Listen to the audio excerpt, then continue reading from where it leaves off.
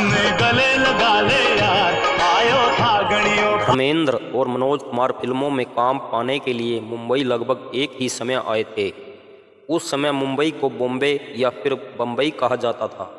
धर्मेंद्र और मनोज कुमार की दोस्ती बॉलीवुड में सबसे गहरी, सच्ची और यादगार मानी जाती है।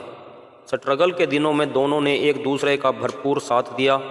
दोनों रूममेट थे, एक दूसरे का हौसला बढ़ाते थे, एक दूसरे के सुख दुख में काम आए। मनोज कुमार ने धर्मेंद्र की पैसों से सहायता भी की थी। यह मनोज कुमार की ही देन है कि बॉलीवुड को धर्मेंद्र जैसा सुपरस्टार मिला। जब धर्मेंद्र मुंबई की संघर्ष से भरी जिंदगी और पैसों की कमी से तंग आकर बॉलीवुड में अपना काम करने के सपने को अलविदा कहकर अपने घर पंजाब जाने के लिए रेलवे स्टेशन पर पहुंच गए थे, तो यह मनोज कुमार ही थे जिसने उन्हें मायूस होकर घर जाने से रोका। और फिर कुछ समय बाद वक्त ने करवट ली और धर्मेंद्र की ज़िंदगी बदल गई। आज मैं आपको धर्मेंद्र के जीवन के संघर्ष के दिनों के बारे में बताऊंगा कि मनोज कुमार ने धर्म जी की कहां कहां सहायता की थी। दोस्तों, वीडियो में आगे बढ़ने से पहले चैनल को सब्सक्राइब कर लीजिए। आपकी बहुत बहुत मेहरबानी होगी। आपकी इस मेहरबानी से हम जैसे नए यूट्यूबर को भी अपना ज्ञान प्रस्तुत करने का मौका मिलेगा। मनोज कुमार का जन्म 24 जुलाई 1937 को एबटाबाद शहर में हुआ था, जो आज पाकिस्तान में है। उनका असली नाम हरि किशन गिरी गोस्वामी था। मनोज कुमार उनका फिल्मी नाम है। बंटवारे के समय उनका परिवार दिल्ली आकर रहने लगा। मनोज कुमार ने दिल्ली के हिंदू कॉलेज से स्नातक अर्थात बैचलर डिग्री प्राप्त की।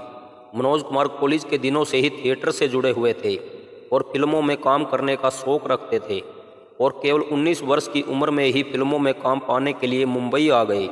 दूसरी ओर धर्मेंद्र, जिनका पूरा नाम धर्मेंद्र सिंह देओल था, उनका जन्म 8 दिसंबर सन 1935 को पंजाब राज्य के जिला लुधियाना के गांव नसराली में हुआ था। उनके पिताजी सरकारी अध्यापक थे।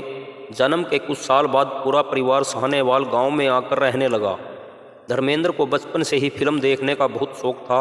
वे छोटी उम्र में ही दिलीप कुमार की तरह फिल्म एक्टर बनने के सपने देखते थे। धर्मेंद्र ने फगवाड़ा के रामगढ़िया कॉलेज से मैट्रिक की शिक्षा उत्तीर्ण की। पढ़ाई में रुचि न होने के कारण वे आगे की पढ़ाई नहीं कर सके। फिर उनका रेलवे में सिलेक्शन हो गया और वे सरकारी नौकरी करने लगे। फिर घर वालों ने धर्मेंद्र की शादी कर दी, लेकिन धर्मेंद्र तो फिल्मी हीरो बनना चाहते थे। और फिर एक दिन वे फिल्म फेयर कॉन्टेस्ट में भाग लेने के लिए परिवार तथा सरकारी नौकरी छोड़कर मुंबई आ गए और फिल्मों में काम पाने के लिए संघर्ष करने लगे। और मुंबई आने के बाद शुरू होती है दोनों के फिल्मी संघर्ष की कहानी। जिन दिनों धर्मेंद्र फिल्मों में काम पाने के लिए स्ट्रगल कर रहे थे, दूसरी ओर मनोज कुमार भी वैसे ही स्ट्रगल कर रहे थे। दोनों दिन भर फिल्मी स्टूडियो, प्रोड्यूसर्स और डायरेक्टर्स के ऑफिस और घरों के चक्कर काटते थे। मनोज कुमार को तो स्क्रिप्ट राइटर का काम मिल गया था, जिससे मुंबई जैसे महंगे शहर में रहने का आने का खर्चा चल जाता था। लेकिन धर्मेंद्र को फिल्मों से संबंधित ऐसा कोई काम नहीं मिला था। खर्चा चलाने के लिए धर्मेंद्र ने एक ड्रिलिंग फर्म में काम करना शुरू कर दिया। उन्हें 200 रुपये महीना सैलरी मिलती थी तथा वे उसी गैराज में ही रहते थे और छुट्टी के दिन फिल्म स्टूडियो के चक्कर लगाते थे। फिर धर्मेंद्र ने किसी के साथ मिलकर एक कमरा किराए पर ले लिया। एक दिन की बात है, धर्मेंद्र फिल्म में काम ढूंढते ढूंढते थक हार कर कमरे पर आए। उन्हें कमरे पर कोई खाना वगैरह नहीं मिला और न ही जेब में पैसे थे। वहीं मेज पर उनके रूममेट द्वारा लाया गया इसबगोल का पैकेट रखा हुआ था।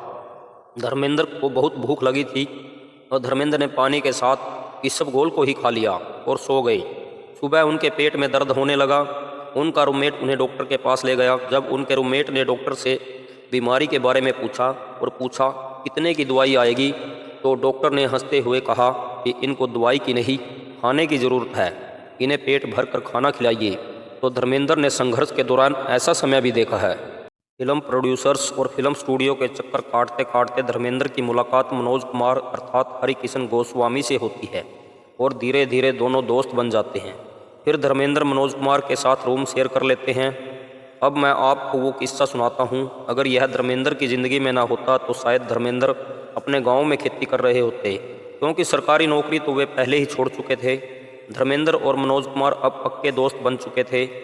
एक दिन जब धर्मेंद्र संघर्ष करते करते थक चुके थे और हर तरह से तंग होकर मुंबई छोड़ने का फैसला कर चुके थे, अपने गांव साहनेवाल जाने के लिए ट्रेन पकड़ने वाले थे, उसी समय मनोज कुमार को पता चला तो वे दौड़कर स्टेशन पर पहुंचे और धर्मेंद्र को मुंबई छोड़ने से रोका।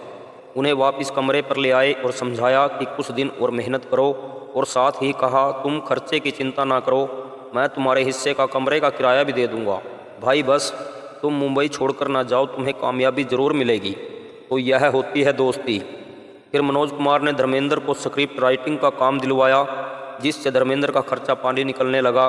उन दिनों धर्मेंद्र के पास पैसे नहीं होते थे, तो मनोज कुमार उन्हें कपड़े खरीदने के लिए पैसे भी दे देते थे।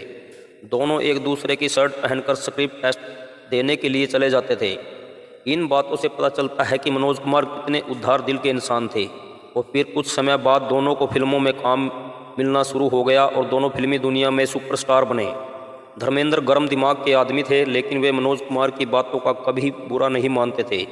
एक बार मनोज कुमार ने धर्मेंद्र द्वारा 300 फिल्मों में काम करने पर उन्हें लालची इंसान कह दिया था, लेकिन धर्मेंद्र ने उनकी बात का बुरा नहीं माना। धर्मेंद्र के बेटे सन्नी देओल तो मनोज कुमार को अपने पिता के समान मानते हैं और उनकी बहुत इज्जत करते हैं।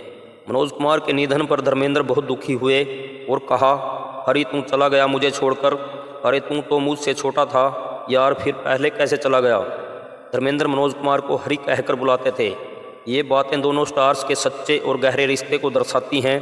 धर्मेंद्र मनोज कुमार की दोस्ती कोई फिल्मी नहीं थी, बल्कि आपसी विश्वास, समर्थन और प्यार से जुड़ी हुई थी, जो आज भी बॉलीवुड में एक मिसाल मानी जाती है। लेकिन अब दोनों सुपरस्टार इस दुनिया को अलविदा कह चुके हैं।